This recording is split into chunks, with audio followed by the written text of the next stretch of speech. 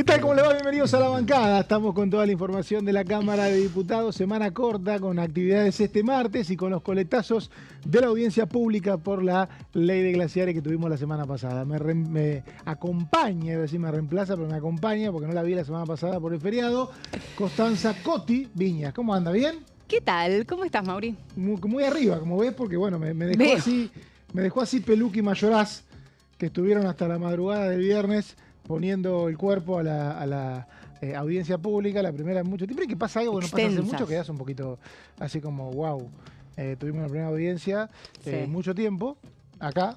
Y bueno, de temas ambientales yo no recuerdo ninguna, porque las leyes que la obligan son recientes, pero bueno, seguramente vamos a estar en un detalle que tenés todo. Me contaron que tenés todo para... Sí, tenemos también cómo va a seguir la discusión sobre la ley de glaciares, algunos textuales de lo que fue dejando también en materia de esta ley algunos integrantes de la Cámara de Diputados en redes sociales sobre todo. Señor eminencia del periodismo argentino, Guido Brablaski. Siempre me metés en un gran compromiso con eso, pero bueno, lo dice. podremos hacerle frente. ¿Cómo le va? ¿Bien? ¿Qué tal? Bien, Mauri, bien. ¿Pasaste bien el fin de semana?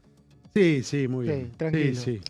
Tranquilo. Casi nos meten 4 el viernes de vuelta. No, con bueno, mejor no hablar de ciertas cosas. Ni la Copa Argentina nos deja un final tranquilo, pero bueno, finalmente tuvimos un fin de semana sin fútbol local, con ICDC, con fecha FIFA, y a la espera de una sesión que ya nos va a decir Coti, pero me parece que se viene para no dentro de mucho, me parece, ¿no? Títulos del día.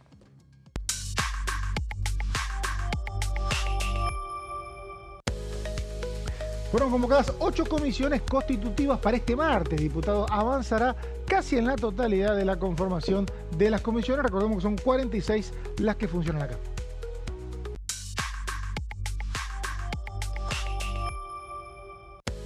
Y un tema que vuelve, la ley de hojarasca. El gobierno envió al Congreso la ley de hojarasca, como se llama, al proyecto para derogar más de un centenar de normas que están en desuso.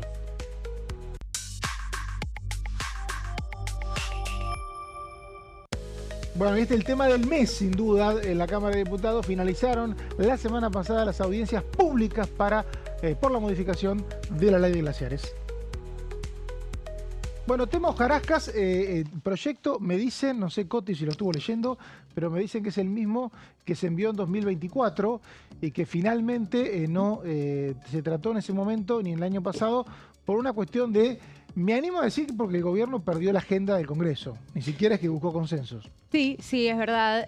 Me parece que también el envío del proyecto nuevamente tiene que ver con una intención de recuperar esa agenda nuevamente en medio de la discusión que acaparó el último mes, como vos decías, vinculada a la reforma de la ley de glaciares, ¿no? Creo que ahí hay una intención, junto con también el anuncio del jefe de gabinete que hizo vía redes sociales y que después ratificó en conferencia de prensa, del envío de los proyectos por parte del Ejecutivo, ¿no? Exactamente, y me parece que es un proyecto, hojarasca, Guido, que tampoco es que tiene cosas que generen mucha polémica, ¿no?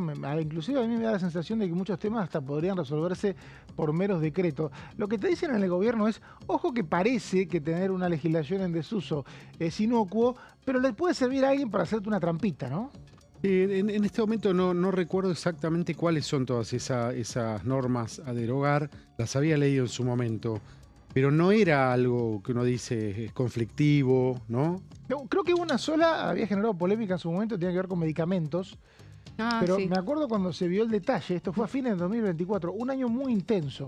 Estaban todos cansados, todos estábamos muy cansados y el tema finalmente quedó archivado, pero recuerdo que un solo de los temas, de las normas que se tocaban, generó un poquito de ruido, el resto, nada.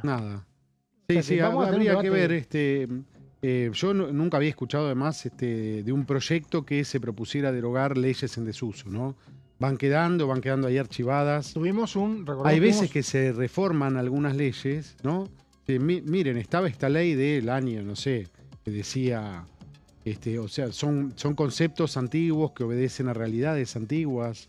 Sí, recordemos que hubo un digesto hace 14 años más o menos, un poco menos, en realidad, 2013 o 2014, hubo un digesto jurídico, o sea, una comisión de este Congreso, de esta Cámara de Diputados y del Senado, se reunieron para hacer este trabajo, que es sacar leyes que no sirven y se encontraron con algunas travesuras importantes, ¿no? Por ejemplo, había algunas leyes que se usaban para tener ciertos pequeños privilegios, y creo que el tema terminó siendo noticia porque al eliminarse una ley del siglo XIX, la Iglesia había entendido que podía dar educación católica en las escuelas públicas, que es algo que nunca existió, pero en su momento se planteó la posibilidad de hacerlo desde... Yo creo que una idea que yo tenía en 2024 cuando surgió esto es que para mí debería haber una comisión permanente o tratarse en peticiones, poderes y reglamentos, pero peticiones es más un tema local, un tema interno, digamos, de legislación interna, pero tendría que haber como una comisión permanente para evaluar si algunas leyes sirven o no y si algunas quedaron viejas, ¿no? Sí, la verdad que es una propuesta interesante y como vos bien decías antes, sabemos que se puede también hacer vía decreto. De hecho, bueno, sucedió, por ejemplo, con el famoso DNU 70, mega DNU, que también derogaba un montón de leyes, ¿no? Entonces, creo que independientemente de la letra de la ley hojarasca, que obviamente va a haber que repasar nuevamente y leer minuciosamente si llega efectivamente a tratarse en comisiones, creo que responde a esta necesidad que tiene el gobierno de, bueno, mostrar nuevamente que puede manejar la agenda legislativa. De los otros temas, Guido, que escuchaste que pueden tratarse en el Congreso, ¿cuál te llamó la atención? Digo, de la semana pasada, ¿no? De los que son la nueva agenda. No, lo que más me llama la atención, te diría, es la inactividad de las comisiones, más allá de su conformación, ¿no? Pese a que parecía que arrancaba el año legislativo, o eso dijo el presidente el 1 de marzo, tenemos solamente reuniones constitutivas, tuvimos glaciares y no hay visos de que se vaya a avanzar demasiado. Yo traje el tema de financiamiento universitario, que en un momento se habló tanto, vamos a ver, también es una de las cosas que quedó en el limbo. Estamos también una semana, después lo podemos desarrollar, lo vamos a desarrollar, supongo. Estamos en una nueva semana de paro en las universidades nacionales. ¿Empezaron las clases? Teóricamente, sí, las clases empezaron, pero hubo 2 semanas de paro. La semana pasada no hubo paro, pero fue una semana corta, que sé que en algunos lugares habrá empezado. Siempre los acatamientos son dispares, no es lo mismo en unas facultades que en otras, incluso dentro de lo que es la Universidad de Buenos Aires hay diferencias, ¿no?, entre unas y otras facultades, pero son más de 50 universidades nacionales en todo el país y están ahora en toda una semana que arrancó de paro por toda la semana. Vamos a ir ahora seguramente con el proyecto que está pendiente, que se envió hace más de un mes, de financiamiento universitario. Coti, mañana tenemos 8 comisiones a partir de las 12:30. Son reuniones cada 45 minutos. El jueves de la semana pasada también hubo. Sí. Y van a quedar casi todas conformadas. ¿Algo que puedas adelantar? Bueno, algo sobre la última, si querés, de las que se van a conformar. Decíamos, entre las 12:30 al mediodía y las 6 menos cuarto de la tarde se van a conformar las comisiones, pero creo que las últimas 2 son las que quizás tengan, ¿no?, puestas más el ojo, la mirada del público, nuestra sobre todo, porque son la de libertad de expresión y la de juicio político.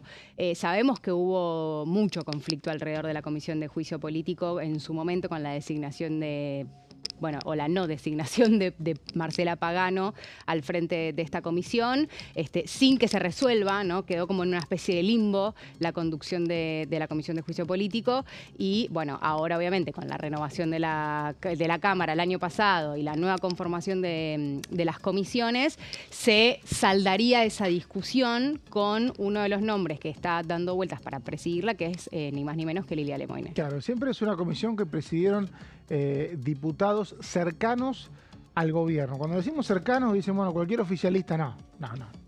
Cercano es cercano. O sea, me acuerdo los nombres que estuvieron y en algunos casos era cercano al presidente de la Cámara. Me acuerdo, ¿te acordás? Javier Preto, presidente de la Comisión de Juicio Político entre 2015 y 2019. Con Mauricio Macri era el diputado más cercano al presidente de la Cámara de entonces, que era Emilio Monzó. O sea, Emilio Monzó puso ahí a su mano derecha. Y después Carolina Gaylar era una diputada que tenía cercanía al Alberto Fernández. Era de los sectores del peronismo la más cercana a Alberto Fernández. Si miramos para atrás, siempre es una figura fiel al presidente porque tiene que defenderlo ahí y no puede tener... Tiene que tener una llave gigante así para mantenerla cerrada. Ese es si el alguien objetivo. la abre, y si alguien la abre con un emplazamiento, trabajar para defender al presidente. Sí, claro, Exacto. claro. Bueno, eso Pero seguramente... lo normal de la Comisión de Juicio Político es que no haga nada. que no, salvo 2023. Claro, algo, 2023 sí, bueno. en esa excepción Pero donde claro, Carolina Gailar... También podríamos Bueno, no te confundas. polemizar sobre la normalidad que tuvo todo ese proceso contra La el Corte proceso Suprema de contra los Justicia. miembros de la Corte Suprema. Estuvo ¿no? todo el año abierta, con una reunión por semana y tampoco te gusta. No te gusta cuando está cerrada, no te gusta cuando está abierta. Tenés un fin de semana complicado. Es tremendo. Bueno, vamos a hablar ahora, en realidad vamos a continuar con este tema que tiene que ver con comisiones, porque como decía Coti, mañana hay 8 reuniones constitutivas. Sí, creo que sí. De 12:30 tenemos Economía y Desarrollo 8. Regional, Comunicaciones e Informática, Prevención de Adicciones y Control del Narcotráfico, Peticiones, Poderes y Reglamentos, Minería, Defensa del Consumidor, del Usuario y de la Competencia, Libertad de Expresión y Juicio Político. Esto es mañana, y la semana pasada tuvimos varias reuniones de comisión constitutivas y varios presidentes nuevos. Uno de ellos es Martín Chiesa, que es presidente de la Comisión de Ciencia, Tecnología e Innovación Productiva, presidente, el diputado del PRO de esta comisión elegido, y después esto decía. Lo que les quiero proponer son dos cosas muy concretas desde la presidencia.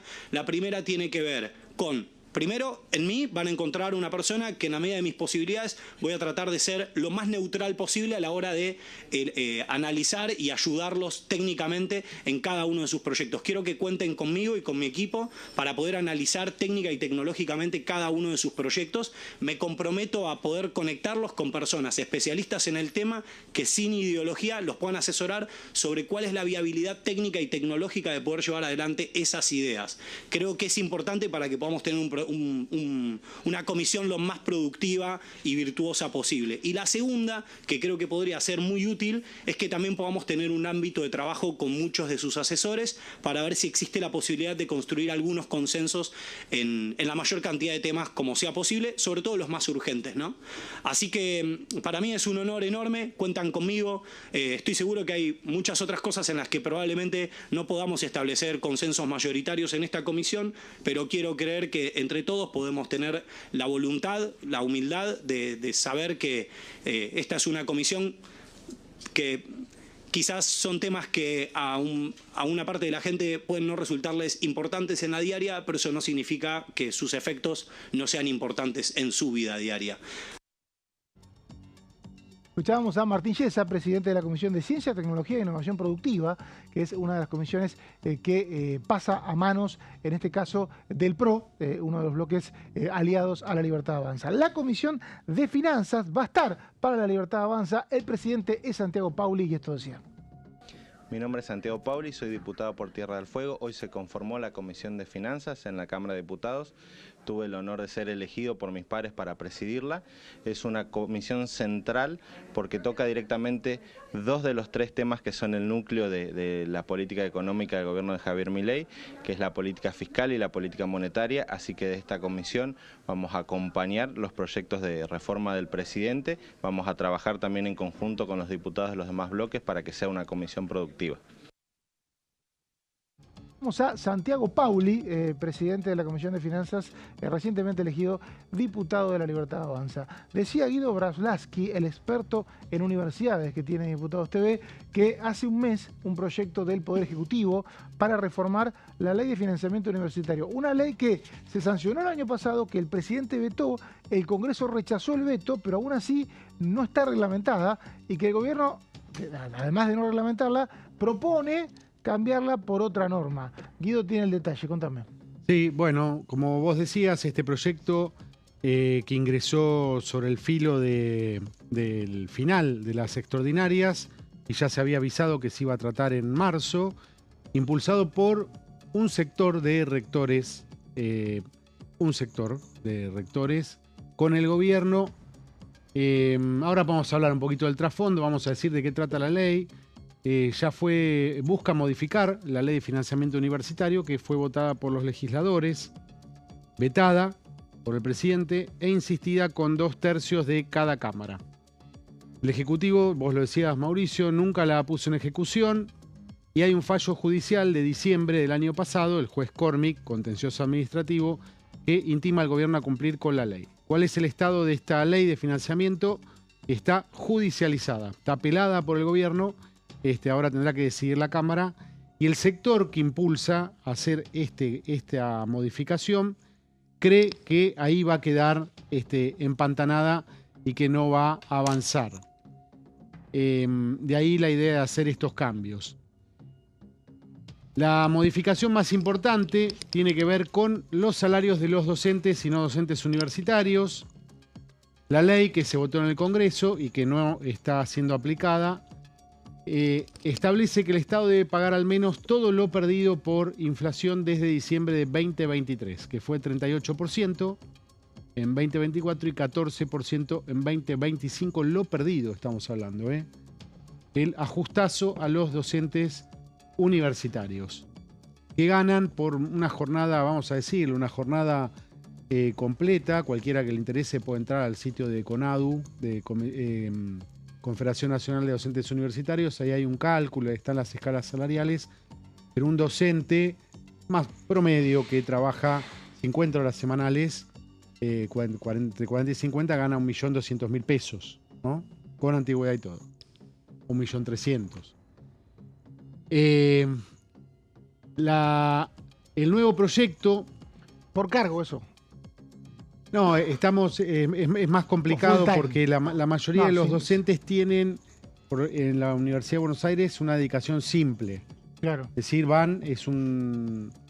es una ocupación simple, es decir, es un compromiso de 10 horas semanales. Por ejemplo, vos tenés un curso a cargo, y tenés un compromiso que son 2 o 3 horas de clase, más, no sé, 2 horas de preparación de la clase, más 2 horas de corrección, lo que sea. Se supone que son unas 10 horas semanales un curso. Y de ahí, bueno, son muy pocos los docentes que tienen una dedicación exclusiva. En la Universidad de Buenos Aires, por lo menos, que es la más grande del país. El nuevo proyecto no habla de 2024, de recuperar, se refiere solamente a recomponer lo perdido en 2025. Dice que va a ser un 12% en 3 tramos, retroactivo, 1 de marzo, bueno, julio y septiembre. ¿Qué más decimos en las placas? La siguiente. La ley que se votó, que está vigente, que no se aplica, dispone convocar a los gremios universitarios a paritaria una vez cada 3 meses y asegura una actualización mensual no inferior a la inflación del INDEC. Ese es el principal cambio, indexado. ¿no? El cambio principal es que con la ley que propone el gobierno no habría una indexación automática. Claro. Sería una opción. Primero que no reconoce que termina de aplicar la pérdida de todo 2024. Y lo otro es que no actualiza por IPC, ¿no? Esto mismo.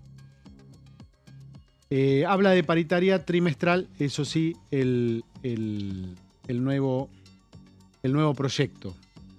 Que modifica, decimos, no deroga la ley. El gobierno lo había intentado en la ley de presupuesto, el famoso capítulo 11, que incluía la derogación de la ley de financiamiento universitario y de la ley de discapacidad. Algo más tenemos, sí, gastos de funcionamiento. La ley habla de corregir lo perdido en 2024 y 2025. Pero el nuevo proyecto se refiere a 2026, actualizar por inflación. Igual me contaban que gastos de funcionamiento, que es una porción muy chiquitita, es menos del 10%, 7, 8%. Lo cual no es algo positivo esto, ¿no? Prender la luz, poder pagar el gas, pagar el mantenimiento de los ascensores. Decime vos que sos experto en este tema, que esto significa que, por ejemplo, los gastos en inversión en ciencia y tecnología son bajos. Porque si el gasto en funcionamiento es tan bajo, es que solamente se gasta en cuestiones operativas. No se invierte en investigación, no se invierte en cuestiones que por ahí, en infraestructura, ¿no? Sí, esas son, funcionamiento son los gastos para poder abrir las facultades. Estuvieron en un momento en forma muy crítica y astutamente, una movida astuta que hicieron. ¿Te acordás que habían oscurecido los pasillos? Decían, no podemos pagar la luz, no podemos. Y eso tuvo un efecto que llamó la atención sobre la opinión pública. Eso se hizo en la UBA, por ejemplo. Pero el 90% del presupuesto a las universidades, que por ley sale de la ley de presupuesto nacional, todos los años tiene financiamiento público las universidades, el 90% es salarios. Todo lo demás es chiquitito. Hay un refuerzo específico para los hospitales universitarios de 80.000 millones de pesos en el nuevo proyecto. ¿Cuál es el tema? Lo que se cuenta es que esto fue negociado entre un sector de la UBA con mucho peso, pero no todos los rectores, y Santiago Caputo, que no está en su mejor momento en el gobierno, para decirlo de alguna manera. Son informaciones que están públicas, entonces un poco ha perdido fuerza. Exclusiva tuya de esta negociación que hubo entre Santiago Caputo y los rectores, ¿no? No sé si es exclusiva, pero la tengo de buena fuente. Bien. Que era el interlocutor del gobierno. Por eso no se ve empujando. Habían dicho, sí, reunimos la Comisión de Educación. Hasta ahora, nada de nada. Que estamos esperando. Nada de nada. Además, la idea, ¿cuál era? La idea era, la presidenta. En este país donde que estén paradas las 50 y pico universidades nacionales, parece que no importa mucho, ¿no? ¿Entendés que no hay una reacción? Hace 2 años hubo una marcha multitudinaria. ¿Entendés que hoy esa marcha no se repetiría? Se evalúa hacer una marcha, creo que el 23 de abril, igual que fue esa marcha hace 2 años, se evalúa. Pero las universidades están muriendo de inanición, lentamente. ¿En una? Renuncias de inanición. Se reunieron el 27 de marzo en La Pampa los rectores del Consejo Interuniversitario Nacional. Ahí no está la UBA por un tema de política interna de las universidades, pero sí la enorme mayoría de las universidades nacionales en La Pampa. Eligieron nuevo presidente del CIN.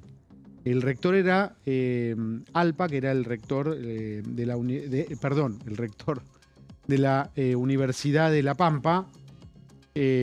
Ahora se me fue el nombre, no quiero meter la pata. Y asumió Franco Bartolacci, que es de la Universidad de Rosario.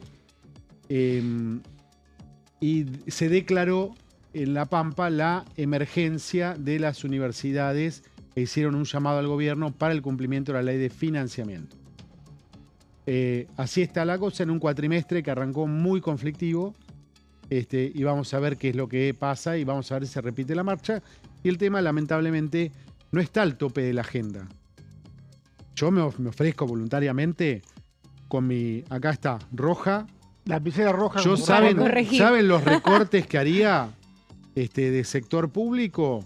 No tengo ninguna duda, lo puedo expresar. Es verdad que sí. Porque... y financiaría lo único importante que le queda a este país, que son las universidades nacionales. Se fue disipando el tema, y me parece también que esa enorme marcha del 23 de abril de 2024 se entendía que iba a ser el puntapié para que el gobierno de alguna manera lograra un consenso con los rectores, y no lo logró en 2 años.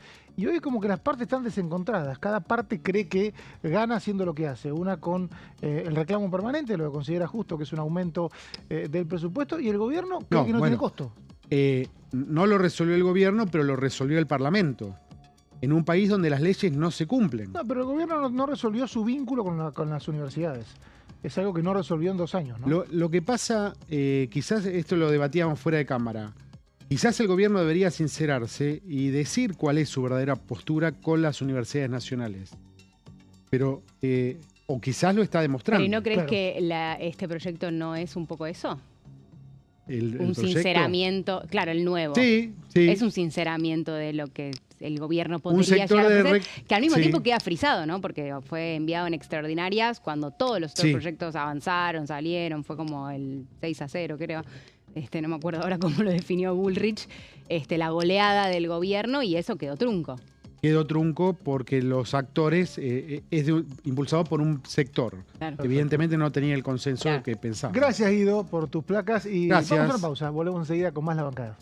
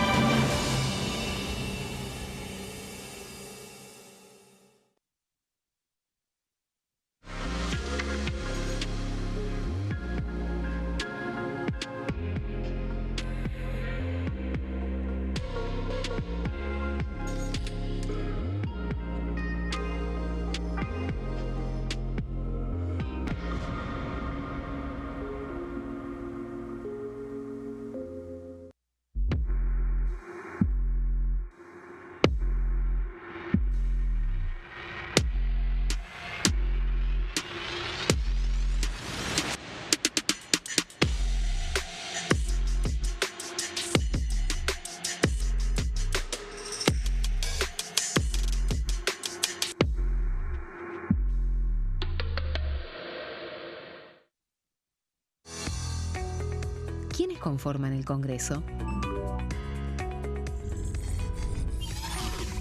El Congreso de la Nación está conformado por la Cámara de Diputados y la Cámara de Senadores.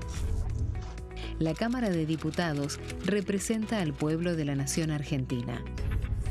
Esto significa que las provincias más grandes y con mayor cantidad de habitantes tienen muchos más diputados que las provincias más pequeñas.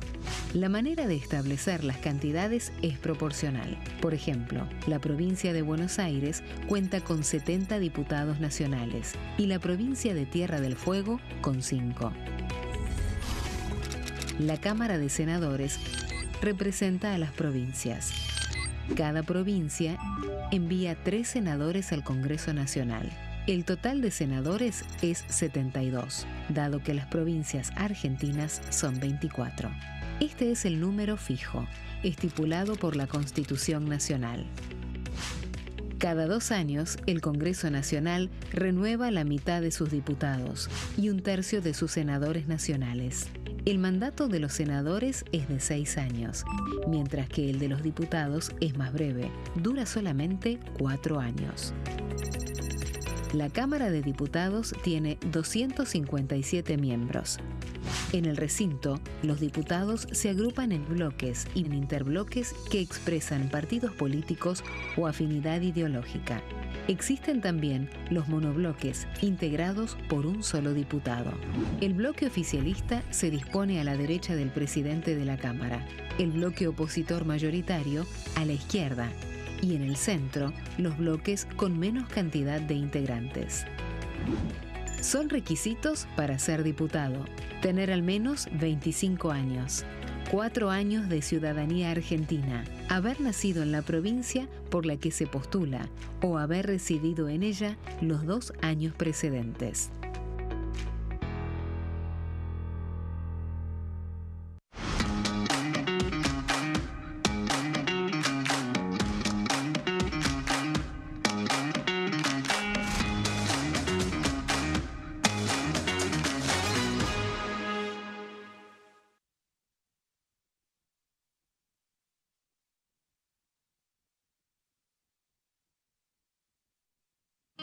El sarampión es una enfermedad viral altamente contagiosa.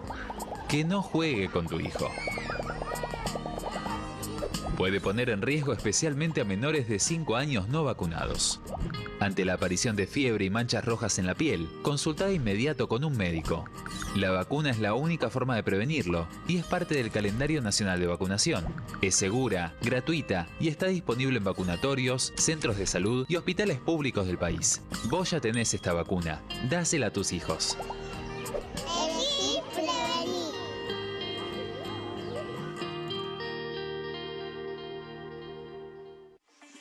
Leyes en un minuto. Acuerdo Mercosur-Unión Europea. Este acuerdo surge luego de 25 años de negociaciones entre ambos bloques y fue ratificado en diputados con 203 votos a favor, 42 en contra y 4 abstenciones.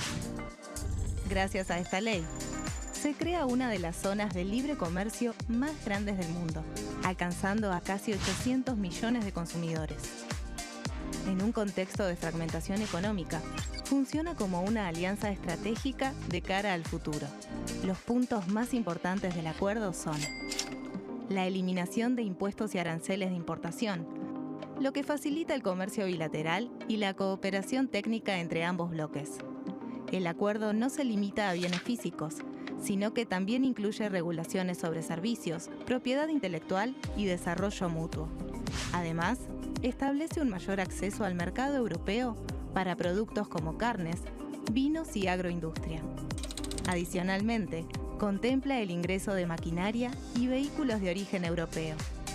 Tras ser aprobado por el Congreso, Argentina y Uruguay se convirtieron en los primeros países del Mercosur en ratificar el acuerdo. Este acuerdo consolida una alianza comercial estratégica entre ambos bloques.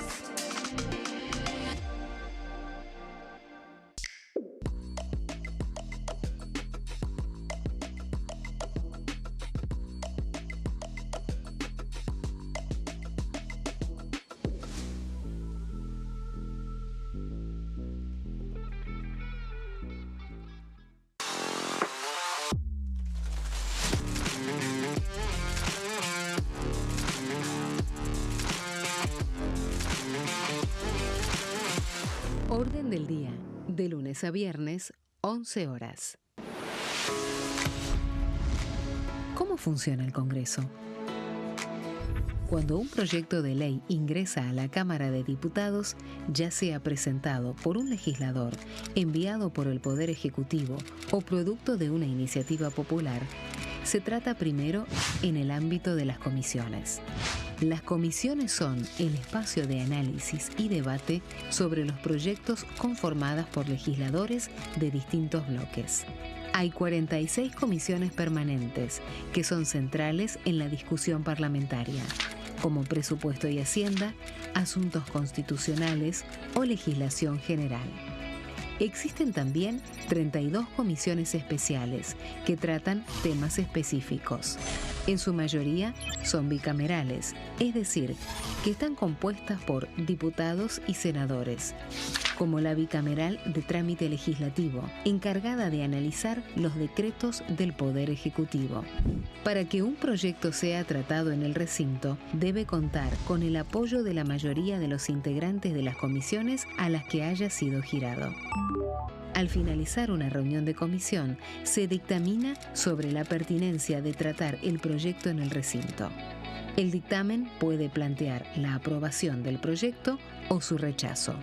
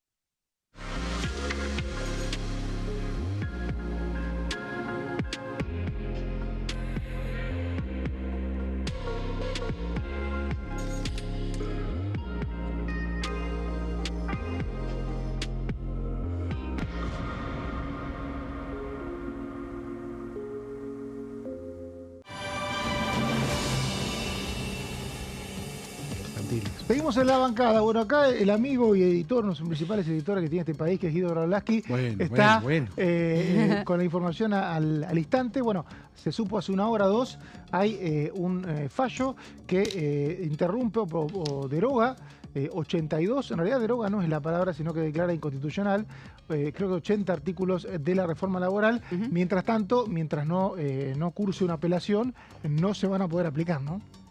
Sí, exactamente. Es una resolución del Juzgado Nacional de Primera Instancia del Trabajo número 72.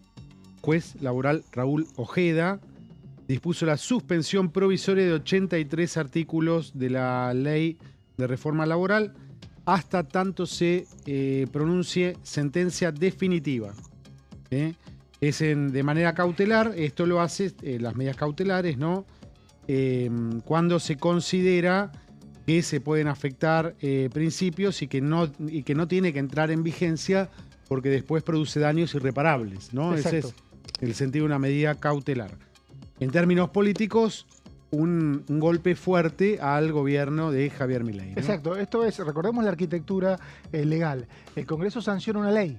La ley puede ser objetada solo si es anticonstitucional. O sea, no puede un demandante decir está mal esta ley porque no me gusta. Los legisladores dicen que está bien, está bien. El punto es que la Constitución es el marco en el cual se legisla, y lo que sí puede hacer la justicia es decir, esta ley no cumple los parámetros, los preceptos, el articulado de la Constitución. Y ahí es donde muchas leyes se suspenden, algunas en su totalidad, y en este caso serían 80 artículos, ¿no? Sí, dentro de esos 82 artículos está el vinculado al Fondo de Asistencia Laboral. Famoso FAL. Famoso FAL, exactamente. Muy importantes. Sí. Clave, ¿no? Uno de los puntos más importantes y claves de la reforma laboral. También el vinculado de los trabajadores de plataformas. Lo mismo con el que ampliaba los servicios mínimos ante huelgas e incluía una nueva categoría de actividades de importancia trascendental.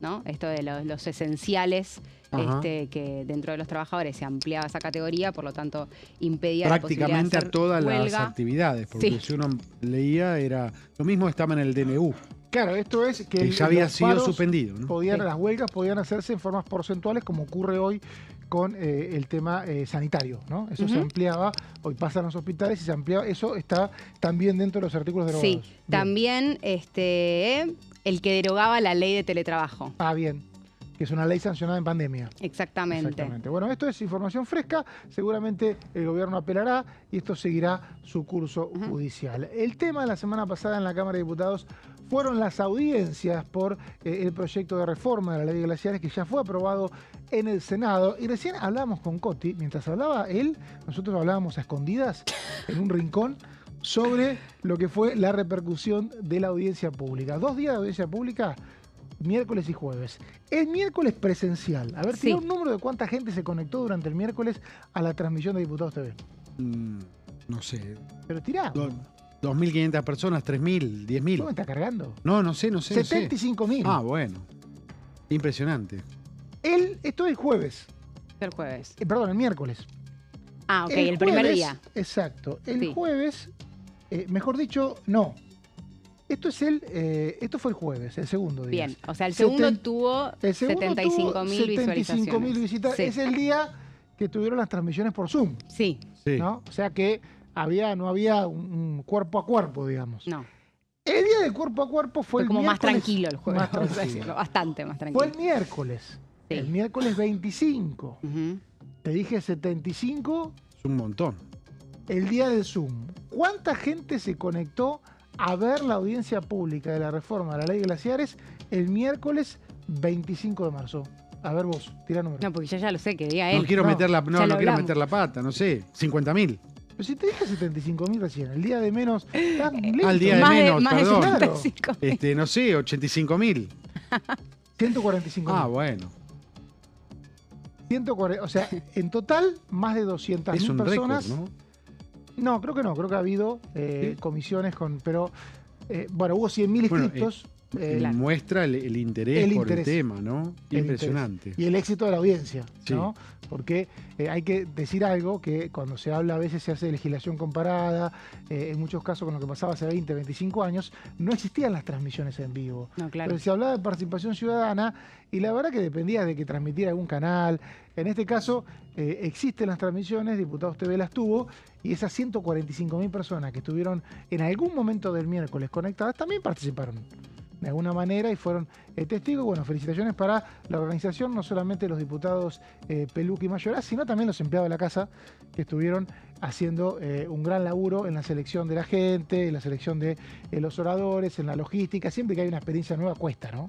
O sea que después de este dato, que me parece muy relevante, vamos a ir ahora a las placas de Coti, que me está Dale. mirando con cara de cuándo me toca, que repasó lo que tiene que ver, o lo que tuvo que ver con estas audiencias. Antes, en algún momento, no sé si hay un tuit de Martín Menem que de alguna veámoslo manera antes. destacaba lo que era el laburo de esta, pero si no, arranquemos en algún momento que lo Como tengamos. quiera la producción, Como ningún quiera la problema. producción, que tiene que ver con de alguna manera la consecuencia de lo que es la primera audiencia pública en mucho tiempo. Empecemos, Coti, un poco con lo que fue, lo que dejó y lo que sigue del debate de la reforma de la ley de glaciares. Bueno, a ver, vos repasabas recién cuando mencionabas los números. Sí. En la primera placa tenemos, bueno, las No tenemos fechas, placa, fueron las parece. audiencias Parece que públicas, tuvimos no un importa, problema. lo contamos. 25 y 26 de marzo, 23 horas fueron las exposiciones del plenario, en total, obviamente. Hubo 96 oradores que se acercaron de manera presencial. 96. 96. Un tirón de oreja vamos a hacer. A ver si se suman los dos. A ver, Se invitaron a 200. sí. Había 196, en la 196. primera lista, en la del Tuvimos miércoles. la lista todos. Sí. Hubo gente que se anotó y no vino, y que ni siquiera confirmó que no venía. Yo tiré el otro día una propuesta un poco de máxima, que es que haya una carga pública, una multa, algo. Vos no podés, te anotás para una audiencia, el espacio siempre es finito, te llaman, no vas, ese lugar No, lo y puedo hubo haber tenido mucha otro. discusión también, justamente, ¿no? Hace semanas que estamos hablando de la cantidad de inscriptos, Bueno, si de te que llamaron, los estás lugares. invitado, tenés bueno, que venir. por eso mismo estoy diciendo. que dada la cantidad de inscriptos y que estuvimos conversando durante tanto tiempo del interés que generó en la sociedad, sí, la verdad que hubiera sido importante que estén.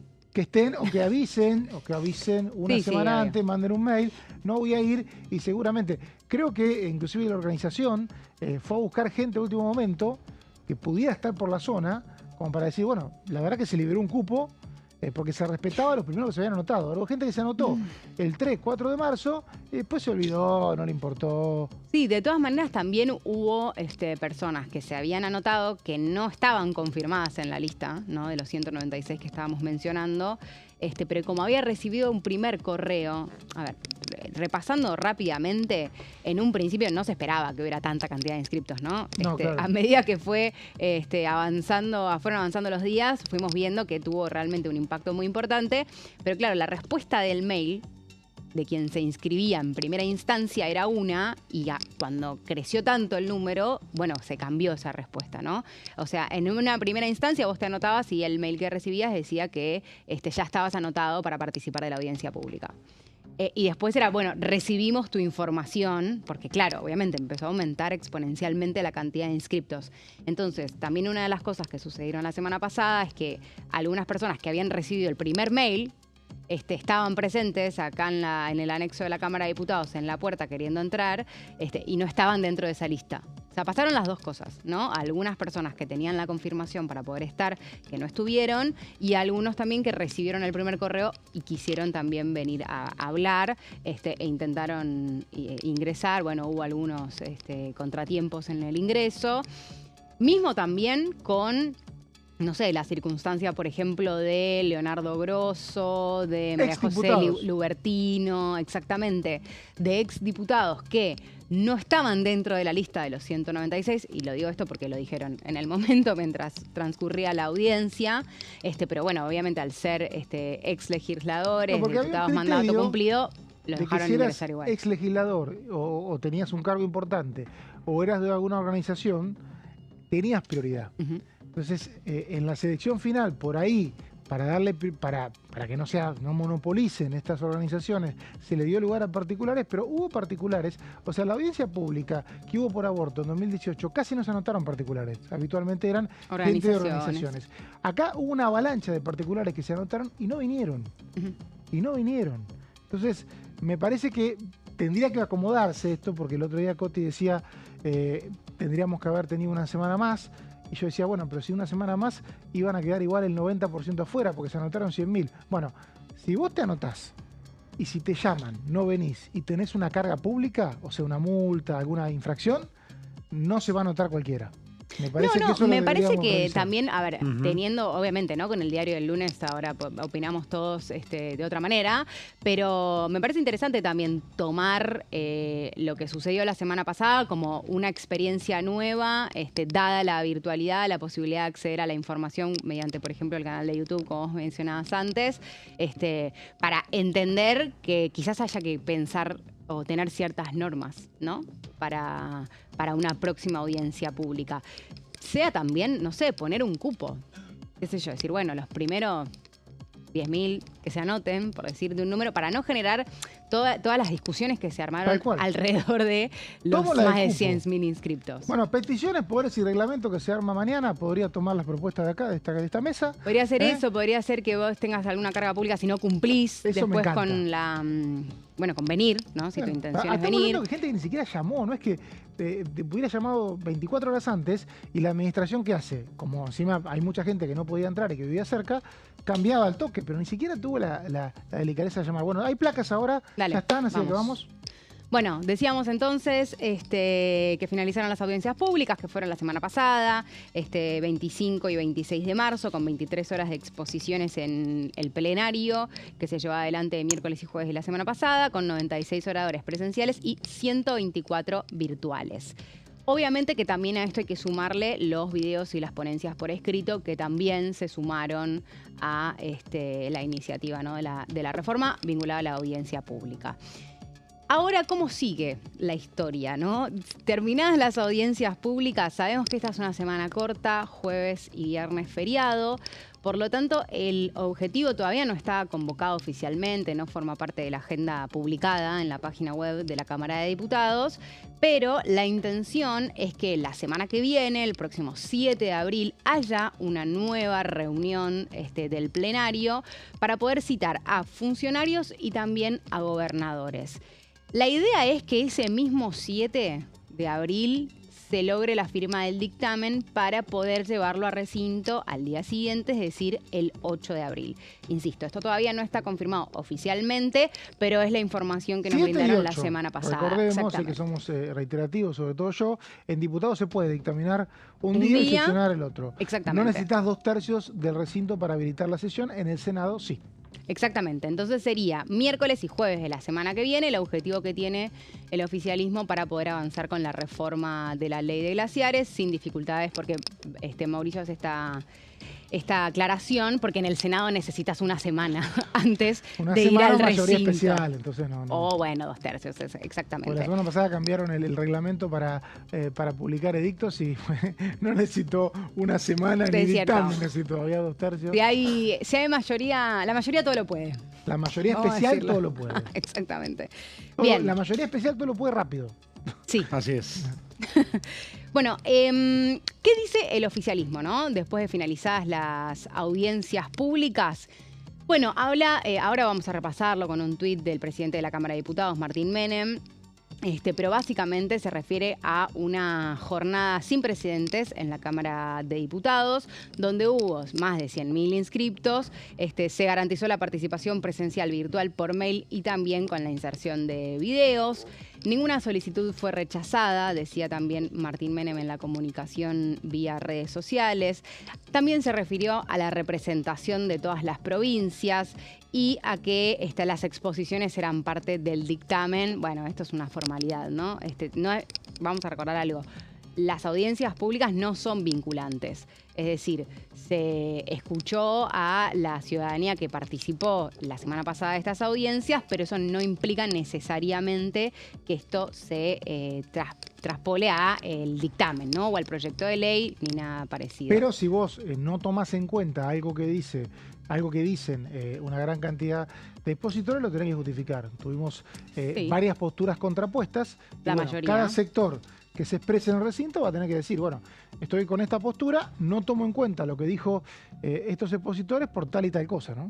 Sí, me parece que tiene que ver más con la cuestión política, ¿no? Claro. O sea, en realidad no es algo que esté escrito en ningún lado, sino que, bueno, obviamente, dada la repercusión y el gran interés que generó, sí, habrá que encontrarle la vuelta en todo caso quien quiera justificar por qué no toma en consideración parte de las críticas. Que de todas maneras, buena parte de las críticas que se hicieron en las audiencias públicas tenían que ver más con la forma, ¿no?, que con el fondo. Obviamente que sí, también se habló del proyecto en sí mismo, pero la mayoría de los discursos iba en línea de que no era una audiencia pública, sino que era un simulacro, ¿no? O sea, un cuestionamiento a la propia audiencia pública en sí misma, independientemente de las... Era contradicción, porque cuestionaban la audiencia, participaban y bueno... Pero dejaban asentado que su participación... Hay una estrategia de judicializar, ¿no? Y sí. Apuntan desde el vamos se apuntó a eso. Se puede judicializar, ¿no?, por eso, y se puede judicializar, como pasa con la reforma laboral, por la constitucionalidad o no de una eventual ley. Que también formó parte de las, las críticas. Bueno, tenemos un textual del presidente de la Cámara de Diputados, Martín Menem. Ante la imposibilidad de recibir presencialmente a tantas personas y bajo criterios objetivos, verificables y por orden cronológico de inscripción, se aseguró una representación equitativa de todas las provincias, priorizando en esa modalidad a comunidades, asociaciones y ONG para canalizar la mayor cantidad de voces posibles. Esto decía el presidente de la Cámara de Diputados después de finalizadas las audiencias públicas en este comunicado que brindó vía X, vía redes sociales, donde también destacaba todos estos puntos que mencionábamos recién. Ahora, ¿qué es lo que dice la oposición? Bueno, en parte lo que mencionábamos recién, las fuertes críticas a la audiencia en sí misma. ¿Qué es lo que decían? No fue una audiencia, sino un simulacro. Esto fue algo que se repitió en muchos discursos durante el miércoles y el jueves de la semana pasada, y también que ratificaron diputados de la oposición también en sus redes sociales. Algunos, por ejemplo, armaron hilos en X para explicar los motivos de por qué era de nulidad absoluta el proceso que se dio la semana pasada, denunciando obviamente también irregularidades, ¿no? Durante este proceso. Lo que decían desde la oposición es que participó solo el 0,2% de inscriptos. Ahí, bueno, hay algunas diferencias. Algunos decían 0,4, otros decían 0,3, otros 0,2. Está bien, al no tener un número exacto de la cantidad de inscriptos, que eran más de 100.000, 102.000, bueno, más o menos por ahí, pero en líneas generales se referían a la representación que efectivamente hubo la semana pasada en contraposición de la cantidad de inscriptos. También hubo acusaciones de cambio de las reglas en vivo, ¿no? En el momento, en el transcurso de las audiencias públicas. Esto que repasábamos recién con Mauricio, de que, bueno, quizás algunas personas que no estaban anotadas sí terminaron participando, como es el caso de los ex legisladores, también algunos funcionarios. Se habló también de manipulación y discrecionalidad, y anticiparon la ampliación de la impugnación de la audiencia. Es un poco cacofónico decirlo, pero antes de que se inicie la audiencia pública el miércoles de la semana pasada, la oposición envió una nota para pedir la impugnación de las audiencias. De la audiencia, auditorías, claro, se envió unos de las audiencias. Antes, el mismo miércoles, sí, se presentó un pedido de impugnación. Lo que dijo el presidente de la Comisión de Asuntos Constitucionales, Nicolás Mayoraz, es que le iba a dar el curso normal que tienen las impugnaciones, que es ir a peticiones, poderes y reglamentos. En realidad, creo que la misma Comisión de Asuntos Constitucionales la trata.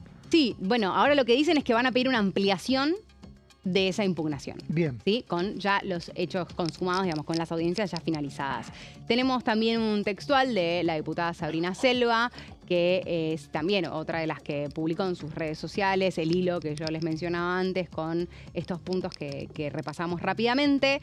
Decía Sabrina Selva, la metodología adoptada no solo resultó insuficiente para canalizar la participación, reduciendo la audiencia pública a un trámite meramente formal, carente de deliberación sustantiva y por ende incompatible con su finalidad jurídica, sino que además los hechos descriptos confirman que hubo severas irregularidades en el procedimiento, lo que la convierte en nula de nulidad absoluta. Esto es en líneas generales lo que manifestó la oposición durante las audiencias y posteriormente también, por eso ampliarán el pedido de impugnación. Y también, bueno, lo que buena parte de los expositores que estaban en contra de la ley también dijeron durante el miércoles y el jueves de la semana pasada. Impecable, Coti, y gracias por esta hora acá en la bancada. También gracias a usted, gracias, Mauri. Guido Brolaski. Nosotros nos vamos, volvemos mañana a las 13 acá en la bancada. Gracias por estar.